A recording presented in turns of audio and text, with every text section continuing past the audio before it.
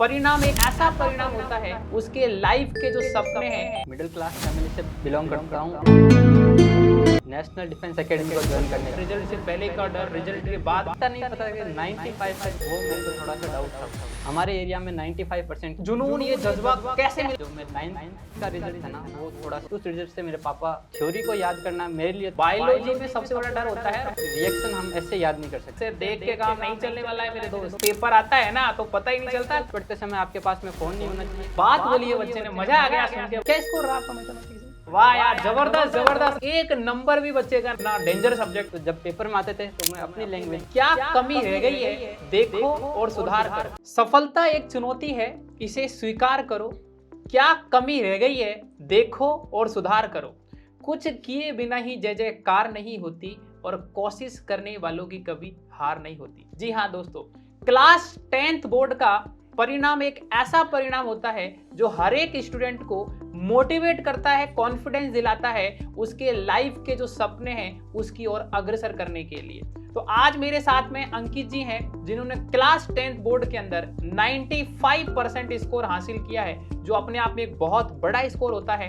आज इनकी जर्नी के बारे में, किस तरीके से इन्होंने 95% हासिल किया है, क्या इनका स्ट्रगल रहा है, इनकी सक्सेस स्टोरी के बारे में चर्चा करेंगे, जिससे क्लास 10th के आने वाले समय में जो एग्जाम देने वाले बच्चे हैं उनको बहुत कुछ सीखने को मिलने वाला है। तो सबसे पहले स्वागत है अंकित जी आपका हमारे शानदार पॉडकास्ट सेशन के अंदर। तो सबसे पहले आप थोड़ा सा अपने बैकग्राउंड के बारे में बताओ। सर, मेरा नाम अंकित सेन है। मैं एक मिडिल क्लास फैमिली से बिलोंग करता हूं और मैंने अपने 10th बोर्ड में 95% बहुत सिक्योर किए हैं आर्मी चिल्ड्रन सेकेंडरी स्कूल से। क्या बात है। तो अंकित जी, अभी आप करंट में क्या कर रहे हैं और क्या आपका सपना है, थोड़ा बहुत आप बताओगे आपके छोटे भाई बहनों को? अभी currently I am in 12th और मैंने अपना सब्जेक्ट पीसीएम लिया है और मैं नेशनल डिफेंस एकेडमी को ज्वाइन करने का सपना। क्या बात है। बच्चा देख रहा हो 10th में परसेंटेज आते हैं भाई साहब सपना चेंज हो जाता है। बच्चा एनडीए नेशनल डिफेंस एकेडमी में जाना चाहता है और मैं शुभकामनाएं देता हूं अंकित जी कि बहुत जल्द आप एनडीए का एग्जाम निकालोगे और एनडीए के बाद में फिर से अपन पॉडकास्ट में मिलेंगे। तो इनका ड्रीम एनडीए का है भाई, बहुत अच्छा है। लाखों बच्चों का ड्रीम होता है, एनडीए में जाने का सपना होता है, काफी अच्छा होता है। 12th के बाद में अपन डिफेंस के अंदर चले जाते हैं।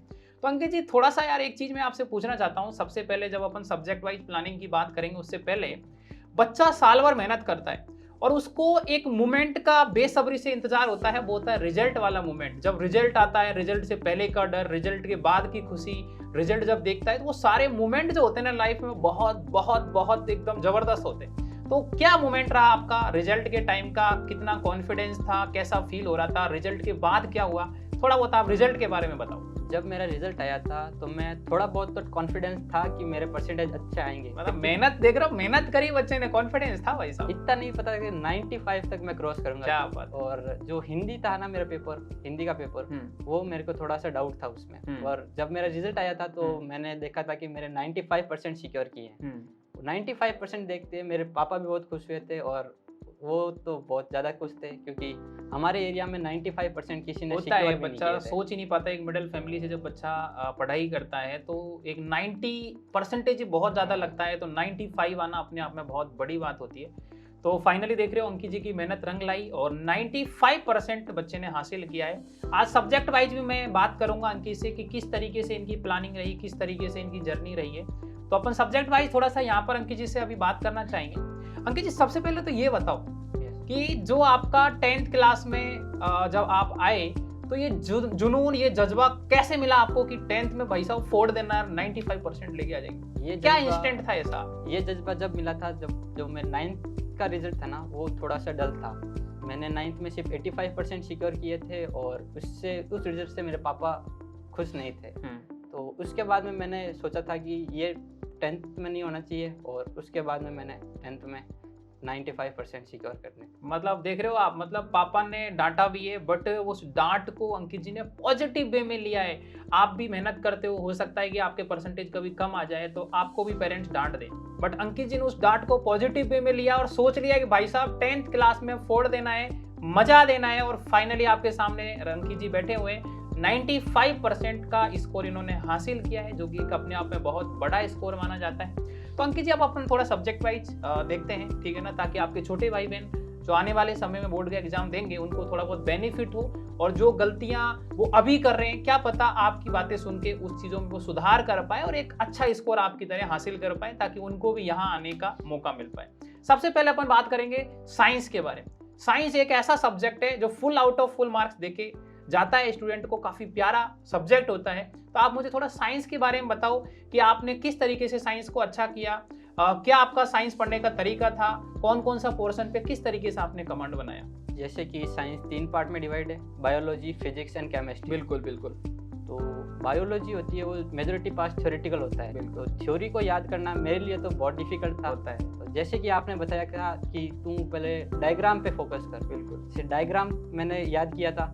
उस डायग्राम के थ्रू मैंने की पॉइंट्स बनाए थे और उसको पॉइंट वाइज याद किया था। क्या बात है, मतलब देख रहे हो आप, बायोलॉजी में सबसे बड़ा डर होता है और बच्चे ने डायग्राम बना के प्रैक्टिस किया और पॉइंट वाइज किस तरीके से रिप्रेजेंट करना उस चीज पे फोकस किया। तो बायोलॉजी के अंदर आप इस तरीके से अगर काम करते हो तो बायोलॉजी आपका बहुत अच्छा होने वाला है। इरिटेटिंग सब्जेक्ट लगता है, बट अगर आप इस तरीके से पॉइंट वाइज स्ट्रक्चर वाइज चीजों को कौन सा पार्ट क्या है डायग्राम बना बना के प्रैक्टिस करते हो तो बायोलॉजी आपकी भी डेफिनेटली अच्छी होने वाली। फिजिक्स का क्या रोल रहा साइंस में? फिजिक्स मैंने अपना बेसिक स्ट्रॉन्ग किया था, जो भी उसके फॉर्मूलाज थे उनको डेरिवेशन किया था और हर एक फॉर्मूला को एक पेपर पे लिख के एकदम, मतलब ये सबसे इंपॉर्टेंट बात है यार, प्रैक्टिस तो करनी ही पड़ेगी। आपके सामने अंकित जी है, आप देख सकते हो फिजिक्स के अंदर प्रैक्टिस करनी ही पड़ेगी। बच्चे ने एक अलग से पेज लिया, उसमें फॉर्मूला लिखा, किस तरीके से अप्रोच करना, ये सारी प्रैक्टिस करिए तब जाके ये फिजिक्स पे कमांड बना पाए। केमिस्ट्री का क्या रोल रहा? केमिस्ट्री तो जैसे बेसिकली रिएक्शन होती है, रिएक्शन हम ऐसे याद नहीं कर सकते, उनको हमें लिख लिख के याद करनी चाहिए। बिल्कुल बिल्कुल। तो भाई देख लो भाई, ऐसे देख के काम नहीं चलने वाला है मेरे दोस्त। अगर आपको लग रहा है देख के हाँ हो गया, लेकिन ये लग रहा है हो गया, लेकिन जब एग्जाम पेपर आता है ना तो पता ही नहीं चलता क्या है क्या लिखना है। तो रिएक्शन को लिख लिख के ही याद करना पड़ेगा, जैसे कि अंकित जी ने यहाँ पर सारी रिएक्शन को लिख लिख के यहाँ पर याद किया है। तो अंकित जी साइंस में बहुत बढ़िया आपका रहा। मैं एक ऐसा सब्जेक्ट जिससे बच्चा है ना दूर दूर भाग जाता है, और एक ऐसा सब्जेक्ट भी है कि वो पूरे में से पूरा भी नंबर दे जाता है अगर प्लानिंग सही हो तो, लेकिन एक ऐसा भी सब्जेक्ट है बच्चा फेल तक हो जाता है, मैथमेटिक्स। तो मैथमेटिक्स का क्या रोल रहा आपके लाइफ में 10th क्लास की जर्नी में? तो थोड़ा सा आप आपके छोटे भाई बहनों को बताओ। मैथमेटिक्स मेरा फेवरेट सब्जेक्ट था और इसमें मैंने 10th में 100 आउट ऑफ 100 स्कोर किए हैं। और मैथमेटिक्स पढ़ने का समय होता है, मतलब आपका जब प्रेजेंस ऑफ माइंड एकदम 100% होता है तो आपको मैथमेटिक्स को पढ़ना चाहिए। Very good. जैसे कि मुझे मैथमेटिक्स सुबह पढ़ने का अच्छा लगता था, तो मैं सुबह 4 बजे उठ के मैथमेटिक्स की प्रैक्टिस करता था। फ्रेश माइंड से आप फ्रेश माइंड से प्रैक्टिस करता था। और मैथमेटिक्स पढ़ते समय आपके पास में फोन नहीं होना चाहिए, आपके पास अपनी बुक और एक रफ नोटबुक। मतलब क्या बात बोली है बच्चे ने, मजा आ गया सुन के भाई साहब। बच्चा फोन पास में नहीं रखना चाहिए। फोन है भाई साहब, सवाल सॉल्व नहीं हो रहा, आजकल गए और उसका सॉल्यूशन देख लिया, अब देखते टाइम लग रहा है हो गया काम। अरे भाई देखो लग रहा है हो गया, बट एग्जाम में नहीं कर पाएगा जब तक प्रैक्टिस नहीं करेगा। अंकित जी ने एक लाइन बोली है, बहुत काम की बोली है, फोन दूर रख के पढ़ाई करनी है और प्रैक्टिस करनी है और फ्रेश माइंड से पढ़ना है। जैसा बच्चा बता रहा है कि मैं सर सुबह जल्दी उठ के मैथमेटिक्स पढ़ता था। क्या स्कोर रहा आपका मैथमेटिक्स? 100 out of. वाह यार, जबरदस्त जबरदस्त, मतलब 100 आउट ऑफ 100, मतलब एक नंबर भी बच्चे का नहीं घटा। तो अंकित जी यार बहुत जबरदस्त, मैथमेटिक्स में 100 आउट ऑफ 100। और एनडीए में तो वैसे ही मैथमेटिक्स का ही रोल होता है भाई। फर्स्ट पेपर 300 का सिर्फ मैथमेटिक्स का आता है, तो एनडीए तो मतलब बहुत जल्दी ही आप यहाँ पर निकाल के फिर से आने वाले हो, मतलब है ना। तो बच्चे के भाई मैथमेटिक्स में 100 आउट ऑफ 100 आपका स्कोर रहा है, जो कि मैं अभी ये कितना डेंजर सब्जेक्ट बता रहा था, बट अंकित जी के लिए तो कोई डेंजर मैथमेटिक्स था ही नहीं कुल मिला के। अंकित जी अब एक और प्यारा सब्जेक्ट जिससे बच्चा भागता भी है, अच्छा भी है, पढ़ने में भी प्यारा लगता है, इंग्लिश। इंग्लिश के बारे में आप क्या कहना चाहेंगे? सर इंग्लिश एक लैंग्वेज सब्जेक्ट है, बिल्कुल। उसको आप रट के और ऐसे नहीं पढ़ सकते। बिल्कुल बिल्कुल। आपको उसको एक स्टोरी की तरह याद करना है। जैसे कि जो सारे चैप्टर थे वो मैं स्टोरी की तरह याद करता था। और तो आप कभी क्वेश्चन आंसर याद नहीं करते थे इंग्लिश में? नो सर, क्या जो बात भी है। क्वेश्चन आंसर थे उनको मैं स्टोरी की तरह याद करता था और जब पेपर में आते थे तो मैं अपनी लैंग्वेज में उन सबका वाह वाह यार, मतलब बहुत जबरदस्त। बच्चे यूं ही परेशान होते रहते हैं कि यार इंग्लिश में क्वेश्चन आंसर याद कर रहे हैं, सर याद करा भूल गया, मतलब बहुत सारे कमेंट आते हैं, बहुत सारे बच्चे डाउट रहते हैं बच्चों को ये। तो देखो बहुत ही काम की बात अंकित जी ने बोली है यहाँ पर। इंग्लिश में क्वेश्चन आंसर आज से याद नहीं करेगा कोई भी बच्चा। इंग्लिश में फोकस करना है आपको, कहानी की तरह चैप्टर को पढ़ो। I am right?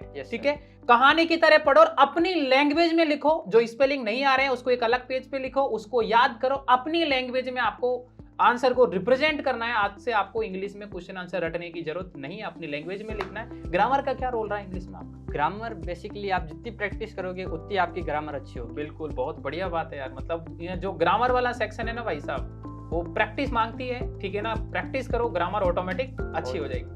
तो जो आपने जब पेपर इंग्लिश का किया था तो सबसे पहले ग्रामर पोर्शन आपने अप्रोच किया था? यस सर, जो पहले बिल्कुल बिल्कुल, देख लो इसने ग्रामर अप्रोच किया। मैं आपको बता देता हूँ, ठीक है ना। अंकित एक बार मेरे से मिला था, तो मुझे आज भी याद है वो टाइम अंकित जी अपन जब मिले थे, तो ये क्या करता था ना, सीन अनसीन पैसेज मैक्सिमम बच्चे ट्राई करते हैं। तो ये अंकित भी अंकित को याद भी हो गया, हाफ ईयरली का टाइम था तब। ये क्या है, ये भी सेम यही गलती करता था।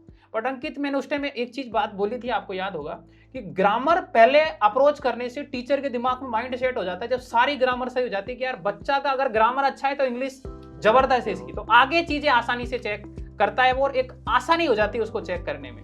तो आप सभी बच्चों को भी ग्रामर, ठीक है ना, सबसे पहले अच्छे से यहाँ पर अप्रोच करना चाहिए। अगर आप ग्रामर अप्रोच करते हो तो उससे एक पॉजिटिव माइंडसेट होता है एग्जामिनर के अंदर, और एक अच्छा स्कोर आप इंग्लिश में हासिल कर सकते हैं। तो अंकित जी, हिंदी का क्या रोल रहा आपकी 10th क्लास की जर्नी में? हिंदी एक बहुत प्यारा सब्जेक्ट होता है, उसमें आपको अपनी राइटिंग पे ध्यान देना चाहिए और आपको अशुद्धि नहीं करनी चाहिए। बहुत बस इसने 2 लाइन में बोलती भाई जो बात। हिंदी एक ऐसा सब्जेक्ट है, कोई भी पढ़ लेता है, कोई भी नंबर ले आता है भाई मेरे दोस्त। 2 ही चीज है, राइटिंग अच्छी हो, अशुद्धि बिल्कुल नहीं करनी है। अगर ये काम कर दिया, हिंदी में सब नंबर लेके आ जाओगे, कोई बड़ी बात नहीं है। थोड़ा बहुत कभी परिचय वगैरह जो होता है वो अच्छे से आपको आना चाहिए।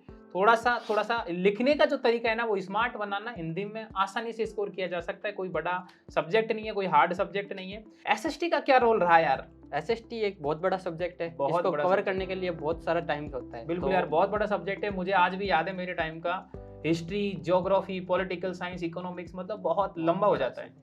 तो कैसे कमांड बनाया आपने? तो एसएसटी को आपको सबसे पहले अपनी कमांड बहुत तेज करनी चाहिए। जैसे कि मैंने एसएसटी जुलाई से स्टार्ट कर दी थी, और सबसे पहले मैंने अपने नोट्स बनाए थे, क्योंकि नोट्स बनाना बहुत इंपॉर्टेंट होता है। बिल्कुल बिल्कुल। तो इससे पढ़ने में इजी होता है, और लास्ट टाइम में अगर हम नोट्स बनाएंगे ना तो सिर्फ वो नोट्स बनाते रह जाएंगे। क्या बात बोली है बच्चे ने यार, जबरदस्त यार। मतलब वो ना, बच्चा लास्ट टाइम नोट्स नहीं बनाए भाई, पहले से ही बनाना है आपको नोट्स। अगर नोट्स बनाया लास्ट टाइम तो नोट्स ही बनाता रह जाएगा, फिर कुछ नहीं हो पाएगा। बहुत बहुत बड़ी बात बोली। तो आपको फिर शॉर्ट नोट भी बनाने हैं, शॉर्ट नोट्स भी बनाओ। तो जैसे एसएसटी में मैक्सिमम बच्चे किताब की रटी रटाई लैंग्वेज लिख के आते थे, तो आप भी कुछ ऐसे करते थे या खुद से अपनी लैंग्वेज में आंसर लिखते थे? मैं सिर्फ उनके कीवर्ड्स याद करता था। क्या बात है। तो देख लो भाई, एसएसटी में जो बच्चे परेशान हो रहे हैं, कीवर्ड्स याद करो, क्या इंपॉर्टेंट चीजें उनको अलग से लिख के याद करो, और अपनी लैंग्वेज में आंसर लिखो, और जितना पूछा गया है उतना ही आंसर लिखो। फालतू पेज भरने से कोई फायदा नहीं है, कोई एक्स्ट्रा आपको नंबर नहीं मिलने वाले। तो इस तरीके से आपका एसएसटी का रोल रहा। तो ये सब्जेक्ट वाइज, ठीक है ना, अपनी प्लानिंग अंकित जी के साथ में हुई है, और 95% का स्कोर बहुत बेहतरीन स्कोर होता है अंकित जी ने जो यहाँ पर हासिल किया है। अंकित जी, मैं एक चीज आपसे यहाँ पर पूछना चाहता हूँ कि जब भी, ठीक है ना, हर एक स्टूडेंट का कोई ना कोई लाइफ में कोई फैमिली मेंबर हो सकता है, कोई फ्रेंड हो सकता है, कोई ना कोई एक सपोर्टिव मेंबर जरूर होता है। जब बच्चा डिप्रेशन में, या कभी कभार ऐसा हो जाता है कि सर एकदम मन नहीं लग रहा है, कॉन्फिडेंस डाउन हो जाता है, तो आपकी जर्नी में कौन ने सबसे बड़ा रोल निभाया जिसको आप आइडियल मानते हो? जब भी कोई समस्या होती थी तो आप यहाँ पर, ठीक है ना, उनसे पूछते थे कि यार इस तरीके की बातें हैं, तो कौन ने आपका सबसे बड़ा रोल निभाया लाइफ में? वो आइडियल था मेरा बड़े भैया। क्या बात है। क्योंकि वो अभी करंटली एयरफोर्स में ज्वाइन हुए हैं। अच्छा अच्छा अच्छा। और वो मुझे गाइड करते थे। अच्छा अच्छा अच्छा। कि तेरी ये प्रॉब्लम है तो तेरे हाँ। को ये इस तरह से तेरे को सॉल्व करना है। अच्छा अच्छा अच्छा। तो बिल्कुल मैं बड़े भैया को नमस्कार करना चाहता हूँ कि अंकित जी की जर्नी में काफ़ी आपने सपोर्ट किया है, और उसी की बदौलत 95% एक बड़ा स्कोर इन्होंने हासिल किया। आने वाले समय में कहीं ना कहीं मुझे ऐसा लगता है कि उन्हीं से आप मोटिवेट हुए हो, क्योंकि वो एयरफोर्स वही डिफेंस वाला है, आप भी एनडीए नेशनल डिफेंस एकेडमी में जाना चाहते हो। तो मैं आपको भी शुभकामनाएं देता हूँ कि बहुत जल्द एनडीए आप क्रैक करके वापस यहाँ आओगे। तो सभी बच्चों को ऑल द बेस्ट। मैं आशा करता हूँ कि अंकित जी से आप बहुत ज़्यादा प्रभावित हुए होंगे, और जो इन्होंने कुछ टिप्स सब्जेक्ट वाइज आपको बताए हैं वो आपको फॉलो करना है। अगर आप फॉलो करते हो तो आने वाले समय में काफ़ी अच्छा स्कोर आप हासिल करने वाले हो, और वापस अंकित जी की जगह आपको यहाँ पर आने का मौका मिलेगा। तो सभी बच्चों को एक ही चीज़ बोलना चाहूँगा, कंसिस्टेंसी के साथ में मेहनत करनी है। कंसिस्टेंसी एक ऐसी चीज़ है, अगर आप लाइफ में कंसिस्टेंसी होके काम करते हो तो काफ़ी आगे तक जाने वाले हो। स्मार्ट वर्क करना है, हार्ड वर्क बिल्कुल नहीं करना है। ऐसा नहीं करना आज भाई साहब 10 घंटे पढ़ लिए 2 दिन तक गायब हो गए। कंसिस्टेंसी के साथ आपको काम करना है। अगर आप कंसिस्टेंसी के साथ काम करते हो, आने वाला समय जो है वो आपका होगा। अंकित, एक चीज़ मुझे ये बताओ, बच्चा एक लाइन बोलता है बार बार कि सर 15 घंटे पढ़ना चाहिए, 18 घंटे पढ़ना चाहिए, क्या ये बात सच है क्या? No sir. तो आप कितना घंटे पढ़ते थे? 8 घंटे इफेक्टिव पढ़ाई कर रहे हो तो वो बहुत है। क्या बात है, देख रहे हो, मतलब 95% वाला बच्चा आपके सामने है और बोल रहा है सर साइंस मैथ काफी अच्छा स्कोर, मैथमेटिक्स में 100 आउट ऑफ 100, बोल रहा है 8 घंटे सफिशिएंट है अगर अच्छे से पढ़ा जाए तो, है ना। और आपका जैसे दिनचर्या क्या रहती थी वैसे नॉर्मल, मतलब कितने बजे तक रात में पढ़ाई करते थे, सुबह कितने बजे उठते थे, थोड़ा बहुत आप बताना चाहोगे? मैं रात में 12 बजे तक पढ़ता था और सुबह मैं 3 बजे उठ जाता था। क्या बात है, मतलब स्ट्रगल देख रहे हो भाई साहब बच्चे का, बहुत जबरदस्त यार। यस। तो मतलब आप सुबह जल्दी उठ के कुल मिला के सुबह मॉर्निंग जल्दी पढ़ाई उठ के करते थे? पढ़ता था और फिर मैं रनिंग करने भी जाता था, क्योंकि अच्छा। उससे हमारा माइंड फ्रेश होता है और एनर्जेटिक रहते हैं हम पूरे क्या दिन। बात है, मतलब देख रहे हो भाई साहब, फिजिकल एक्टिविटी भी जरूरी है अगर आप थोड़ा सा अच्छे से स्कोर करना चाहते हो तो। बच्चा रनिंग करने जाता था ताकि फिजिकल अगर आप एक्टिविटी करते हो तो माइंड फ्रेश होता है, एनर्जी रहती है, दिन भर काम करने का मन करता है, आलस नहीं आता है। तो आप सभी बच्चों को भी भाई ये चीज जरूर करनी चाहिए, ठीक है ना, जो कि अंकित जी ने यहाँ पर अभी बताया है। तो सभी बच्चों को ऑल द बेस्ट। मैं आशा करता हूँ अंकित जी से काफी ज्यादा, ठीक है ना, आप प्रभावित हुए हैं, काफी कुछ आपको सीखने को मिला होगा और आने वाले समय में, ठीक है ना, बहुत कुछ, ठीक है ना, मैं आपके साथ लेके आता रहूंगा। Thank you so much.